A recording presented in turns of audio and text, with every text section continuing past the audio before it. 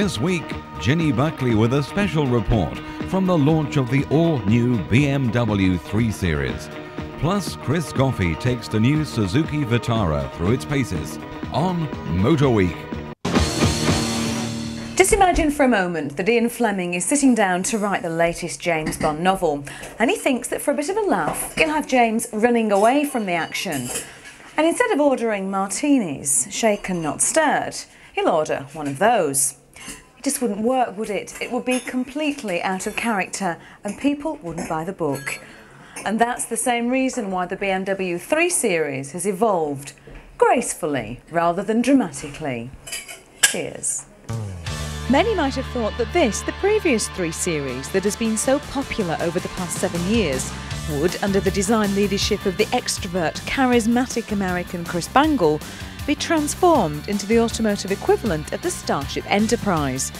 But no, for this is the all-new design. Still distinctively a BMW, still definitely a 3 Series. Yes, it can safely be said that the new BMW 3 Series has certainly started a new chapter of its history, but without completely losing the plot. It can be argued that the compact executive segment was created single-handedly by BMW and the much-loved 3 Series. Of course there are rivals, the Audi A4, the Alfa 156, the Mercedes C-Class, but the Beamer really was the pioneer, and its understated, sporty sophistication has won it many admirers. In fact, the car currently sells around 400,000 in the world each year. But time does move on, and so do drivers' expectations. At first glance, the lines may look fairly similar, but underneath there is an all-new platform with plenty, and I mean plenty of improvements. The first thing you'll notice are the rather exquisite headlights. Ooh, that's because we're in Italy. The exposed reflectors give a high-tech feel, although they're highly practical so that air can circulate, and the lighting units are underscored by these distinctive curves. And the kidney shapes are now incorporated into the curve of the bonnet itself. Neat pull-out door handles are another subtle change. And these rear light clusters have been completely redesigned. The whole body looks far sleeker, yet somehow has a more muscular stance. The doors no longer run into the roof, there is more of a taper at both ends, but the whole car is unmistakably a BMW. In terms of the overall design of the car, it is evolutionary, and it's intentionally made to be evolutionary. Actually, we could have designed a completely different motor car, and it wouldn't have cost a penny more, something which didn't look like a BMW. But actively, we felt as a company it's important that it is a recognisable BMW. And I think part of the reason for that is that cars which set a type of trend or become a role model in their class, and the 3 Series is one of those, and maybe the VW Golf is another one, they've actually set or have developed a particular position in the marketplace. And the customers, who have responded by buying more and more as the generations have gone past, obviously like that. And therefore to change dramatically would probably be the biggest mistake we could make. Now I want you to cast your mind back for a moment to a time when England had a little bit more success in World Cup football. The year is 1966. England have won the Cup, but Germany have countered that victory by unveiling the very first compact executive car. That was to become the 3 Series. That simply goes to prove the longevity of this design and its appeal to many buyers over the years. Once behind the wheel yourself, you realise why the 3 Series has created such a fast-growing prestige niche. You don't have to have a big car to create a very positive statement, although in effect the new 3 Series is much larger than the old one. There's certainly more room inside for the passenger and for the drivers, which was one of the only gripes about the last model. The saloon is the first to be made available. The revised coupe follows in 1999, along with the cabrio, touring and compact. 5 new engines are on offer with the 3 Series. The unloved 1.6 litre 4-cylinder petrol and the 1.7 litre diesel have been dropped to make way for bigger power plants. And we've been promised a 320 diesel, which apparently will have as much torque as a 328 petrol engine. This, the 1.9 litre, has been given twin rotating balancer shafts to help reduce the dreaded NVH factor. That's noise, vibration and harshness to you and me. The ride is now so smooth, you'd swear that there's a 6 under there. And on the road, the cabin noise is greatly reduced. In fact, BMW claim that the new 3 Series is now as quiet as the 5 Series. But hang on just a minute. A larger body, a longer wheelbase and wider track. Larger engines, refinement to match a 5 Series. Isn't the new 3 Series simply a 5 Series in disguise? I don't think the 3 Series is losing its identity. It's clearly a BMW and it's clearly an evolution of the current car. Bears some visual resemblance to the 5 Series and indeed the 7, but that's in a BMW way. There's an easy identifiable BMW style. The car is 1.5 inches longer than its predecessor, but it's still 12 inches shorter than the 5 Series, so it's a very, very different car. One of the problems that BMW face is that the 3 Series has become popular, too popular for those who cherish the exclusivity of ownership.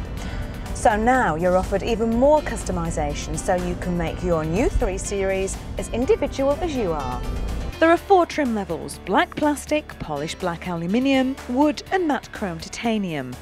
4 steering wheels are in offer, with or without the multifunction switches. 6-cylinder cars get chrome strips around the side windows and body-coloured pull-out door handles.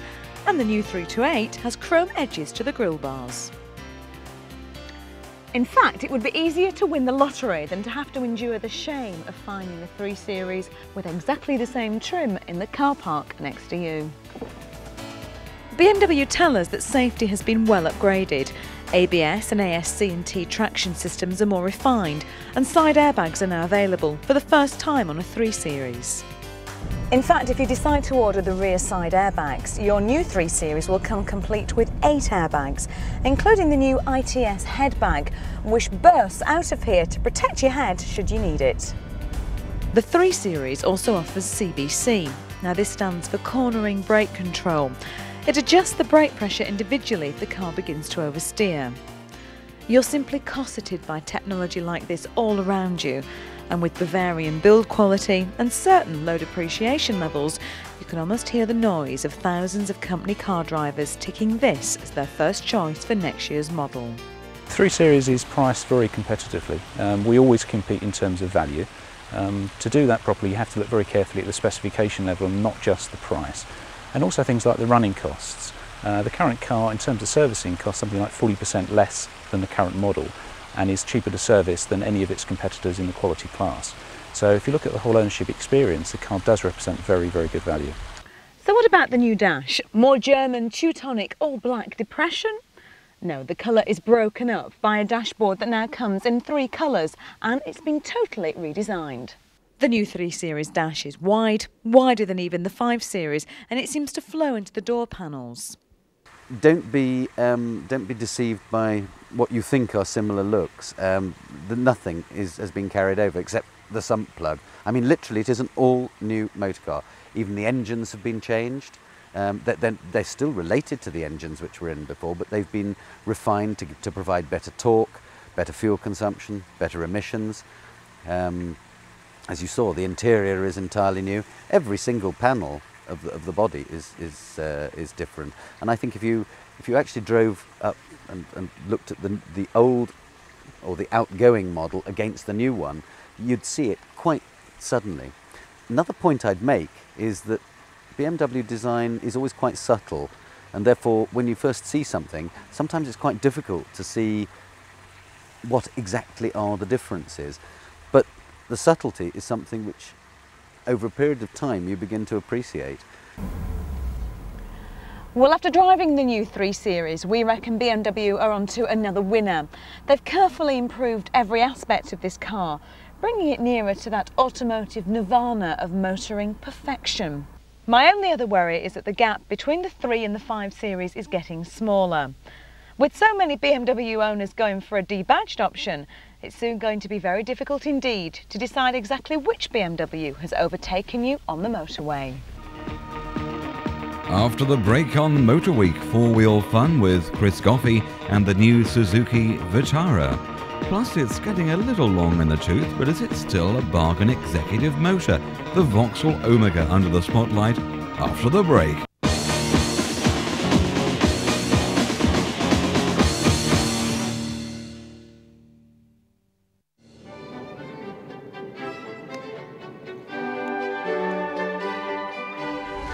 I don't expect you to believe me when I say it's a hard life as a motoring journalist, but occasionally there are compensations, like today, the beautiful grounds of Clevedon, and a chance to drive the new Suzuki Grand Vitara. Now, it's tempting to deride Suzuki as manufacturers of nothing more than essential fashion accessories, but there's a lot more to the cars than that.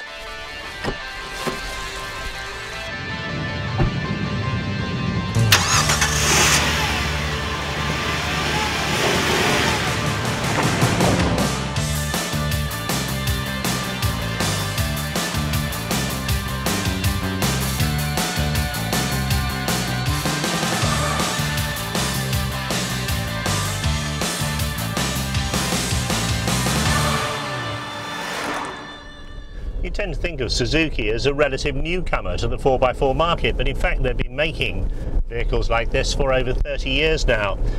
I remember the original being launched, the SJ and LJ, very basic, tiny little engined vehicles that people like Land Rover laughed at and said you couldn't possibly market a lightweight Jeep like that. And it wasn't long before Suzuki reinvented themselves as the ultimate fashion accessory, and little white Jeeps with elephants on their rear wheel covers soon seen all over town.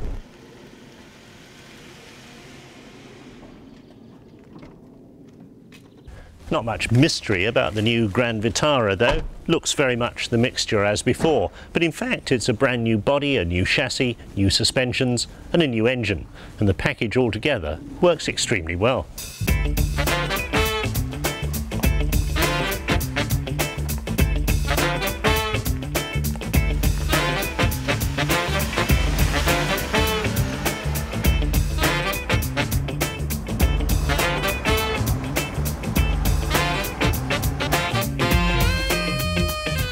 They introduced the Vitara with a 2-litre V6. This, the Grand Vitara, gets a new Suzuki engine, a 2.5-litre V6, twin overhead camshafts, 24 valves, almost 150 brake horsepower. That's enough to propel this little device at impressive velocities. Suzuki say the interior has undergone an extensive redesign. Although the new dash panel looks fairly ordinary to me, there's extensive use of fairly cheap looking plastic. CD player comes as standard, although there's nowhere obvious to store your CDs unless you just leave them in the door pockets to rattle away.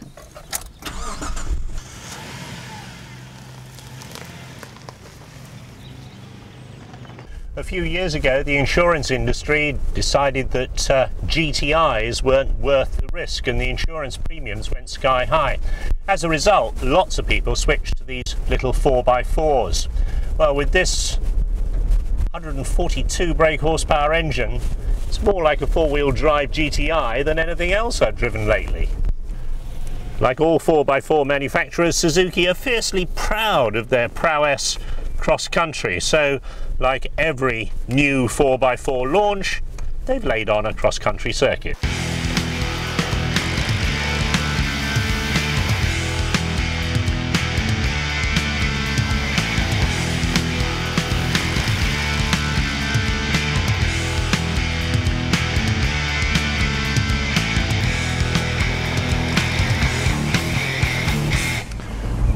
Now, the real secret of good off-road performance is tyres, and considering that the Suzuki off-road demonstrators are shod with pretty standard Bridgestones, that was an impressive performance. What you have is a generation of customers, both male and female, that have got very used to, they admire, they enjoy the high driving position, the non-intimidating driving position.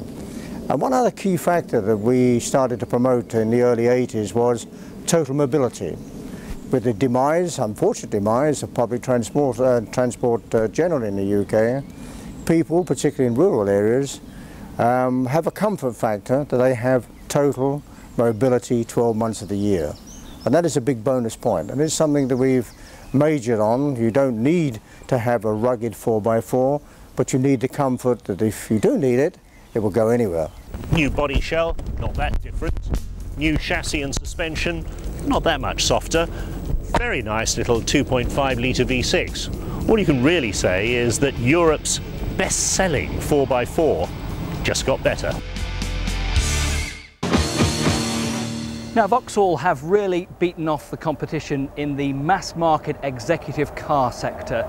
The Omega is one of the most popular selling cars in Britain, and it's seen off the likes of the Scorpio, the Rover 800, although you still can get the Rover 800, but who buys those these days, and other cars as well in that executive sector. This is the newly restyled Omega, and this is the top of the range Elite. It's very similar to the Omega that was originally launched. Very few changes, just one or two minor changes at the front, the grille, and at the rear. Interior has been changed a bit. This is the Elite Omega. This will cost you over £30,000, which to me is rather expensive for a Vauxhall. Now, the Omega range starts at just under £20,000, rising to just over £30,000, which is the price of this Elite estate. But you do get everything on it. It's very well equipped. Leather upholstery, electric memory seats, climate control, there's a satellite navigation system in there, and a quality sound system. You name it, it's got everything on it. But would you really spend that sort of money on a Vauxhall? You see, the problem for me about this car is this badge at the back, the Vauxhall Griffin. It worries me spending this sort of money on a car. I mean, let's face it, not many private buyers would spend this sort of money on a Vauxhall. If it was your money, you'd put it into a BMW, a Mercedes, an Audi, a Jaguar perhaps. Would you really spend £30,000 on this car, which perhaps in a couple of years' time is going to be worth maybe half, maybe even less of what you originally spent on it? And that, I think, is Vauxhall's main problem. It's a fleet car. It's not a prestige car in the terms of the prestige manufacturers that we know and love. It's a fleet car. You see these whizzing up and down the motorways. It's a very comfortable car. There's bags of room. Look at that. Plenty of room to get all your luggage in for the back. Take the kids away, the dog in the back, the kitchen sink, who knows what else. You can do it in a car like this. So, impressions of the Omega. Well, it's a very comfortable, very luxurious car to drive in, and particularly well suited really for motorway cruising. It's great cruising on the motorway at 70 miles an hour or so, maybe a little faster from time to time. What it isn't so great at, we think, is high-speed driving, perhaps down country lanes, really pushing it hard. There's a lot of body roll there. The suspension is very soft, and it tends to wallow a bit. In fact, somebody who had this car over the weekend, they took their kids out in it and they were nearly all sick in it, which doesn't really bear well for what is a very expensive car. So that doesn't impress too much. I think particularly the V6 3-litre engine in this Omega Elite is a little bit harsh when you push it hard. It's got a sport button on this automatic gearbox, which is great for getting going very, very fast, believe me, but it does sound a bit harsh, and perhaps the engine could have been dampened down a little bit with more noise insulation to make that better. The engine in the Elite is a 3-litre V6, which, as I mentioned, sounds a little bit harsh at times when you push it hard. 204 brake horsepower, so there's plenty of power there. 0 to 60 time is about 8-9 seconds, and a top speed of 140 miles an hour, so it's certainly quick enough if you can ever use that sort of speed on the Autobahn, for instance. One thing I wasn't very impressed with, though, was the fuel consumption of the car. According to the computer here in the Omega, it tells me that we were only getting an average of about 24 to the gallon over a touring route, which seems a bit thirsty for this sort of car. It should be producing perhaps 30 or so. 24 sounds rather a lot to me. So what's the gadget count on the Omega Elite? Well, we ran out when we counted up to about 333. There are so many gadgets on the car. There's Traffic Master, which tells you if there are traffic problems coming up ahead. However, the button and the indicator for the Traffic Master is hidden down here on my right-hand side out of the way, and you can't really see it. And sometimes it's a little bit frightening when you press the button and this voice jumps. Westbound. Traffic flowing freely. There we are. Voice jumps at you, telling you what's happening. Also, it's got Karen Phillips navigation system on it, which again is a little bit obscured. The screen for it's down here out of the way, and it takes a bit of a while to program it up, and really you need to be stopped to have programmed it in. And I still prefer the versions that have a complete map where you can actually see what you're going, whereas just entering a location that you want to go to and the car will point you in the right direction, hopefully anyway. What else has it got on it? Well, it's got a very impressive computer system that gives you average fuel consumption, instant fuel consumption, how much range you've got on your tank of petrol if you're driving at a particular speed. and a countdown stopwatch, things like that, all sorts of stuff on it. Good sound system, Bose sound system in it as well.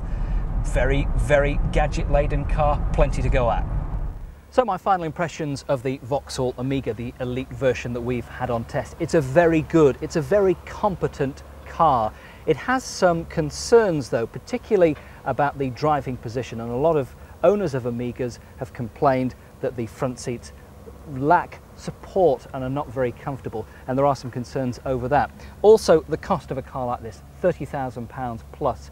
As a private buyer, surely you wouldn't put your money into this. You'd go for a more respected luxury brand than a Vauxhall. You'd go looking for a good second-hand version of an Omega, which can be picked up at many good Vauxhall dealers or independent dealers, or the car supermarkets that are springing up all over the place these days. And particularly the lower-end Omega range is very, very good value for money indeed. Prices start at about £12,000 for an N-Reg Omega, which is not bad for a quality Executive Express. We wonder what Vauxhall are going to replace this car with eventually, because it's getting close probably to the end of its shelf life. And rather interestingly as well, in America, the Omega in this shape is badged as a Cadillac. Now in America, the Cadillac of course is a brand of luxury, and it's interesting to see that Vauxhall have brought the Cadillac across from the States to Britain in the shape and form of the new Seville, which is not a replacement for the Omega in no shape or form, because it's very much more expensive. But it should be interesting to see how Vauxhall are going to cope with the introduction of a new model to replace the Omega. Next week on Motor Week, what's weird, very green, yet is amazingly practical. The new Citroën Berlingo. Next week, Chris Goffey discovers its charms. And again, thanks to the van heritage with the seats folded down, there's 100 cubic feet of space here and a payload capacity of 600 kilograms. Plus, Ginny Buckley takes an overview of the current range of Volkswagen. And one of Volkswagen's most recent success stories, the new Passat, hasn't been resting on its laurels either. This is the new 2.8-litre 30-valve V6, which comes with a synchro four-wheel drive transmission. That's next week on your motoring programme that's on air every week of the year, Motor Week.